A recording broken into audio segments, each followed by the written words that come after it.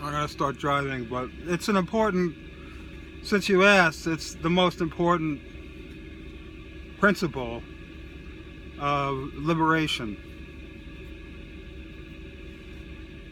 Non-attachment. To my own subjective sense of what it's like to be me, I'm attached to that, and my behavior is organized according to serving that, and seeking and craving, all those things, to change my conscious state to a better one. And all my behavior is directed towards that. That's selfishness. That's attachment. It's attachment to the self. So unless you study non-attachment, you study it and you practice it, you look at yourself, see all the ways you do this, you'll never understand it. You can read about it for years, like Alan Watts. I mean, he can talk to you about this 10 times more eloquently than I could, but he never achieved it in his life, ever.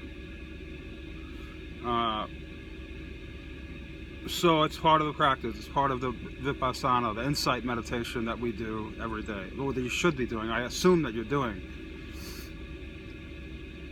that inward looking at my own motivations and reasons and causes and conditions of why I do and act and react in certain ways.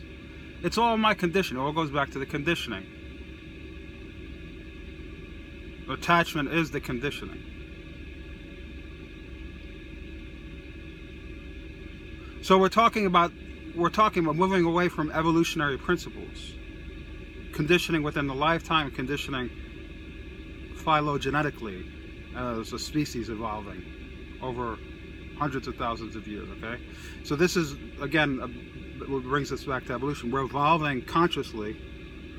We're creating a genetic mutation within the way the mind works, the DNA code, and we're evolving into a new form of hominid, Homo sapiens cogitans. That's what I like to call it. It's another type of species. It's an evolved species. So once you can do that, there's a tremendous stability, equanimity. You become equanimous. You become free. You become free, liberated from the vicissitudes and variations and vacillations of emotions based upon expectations and desires and cravings. When you become non-attached to the self in this way, the ego, they call it the egoic self, right? All those catchphrases.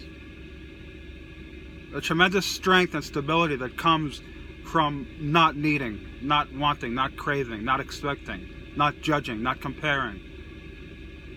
What does this mean for me? How does it make me feel? When all that is abolished through practice, through insight meditation, looking at the causality and reasons and motivations for my actions and reactions and my conditions and the conditions around me, then this liberation comes. And this is the teaching, one of the principal teachings of Buddhism. There's others, but this is the fundamental, and that can only be achieved through the study of the self, introspective study of the self. It's also called phenomenology and Western jargon, but it's what we're doing. It's consciousness study.